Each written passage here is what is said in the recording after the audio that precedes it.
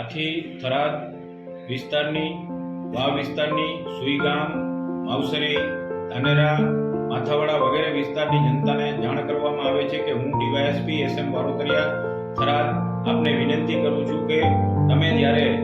રાત્રિના સમયે રોડની કાંઠે તમે વાડીએ સૂતા હોવ ત્યારે અને ઘરની બહાર સૂતા હોય ત્યારે સાવચેત રહેવું, કારણ કે અત્યારે એવી ચોર ટોળકી એક્ટિવ થઈ ગઈ છે જે ચોર ટોળકી રાત્રે તમે જ્યારે ઘરની બહાર સૂતા હો છો ત્યારે તમારા ઘરના દરવાજા જો ખુલ્લા હોય તો અંદરથી તમારા કિંમતી ઘરેણાં અને રૂપિયા ચોરીને લઈ જાય છે. માટે દરેક જનતાને જાણ કરવામાં આવે છે કે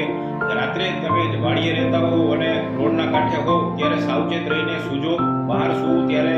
તમારા ઘરના દરવાજા ખુલ્લા ના રહી જાય અને તાળા મારવા વિનંતી છે, જેથી કરીને તમારો કિંમતી સરસામાન સહી સલામત રહે. અને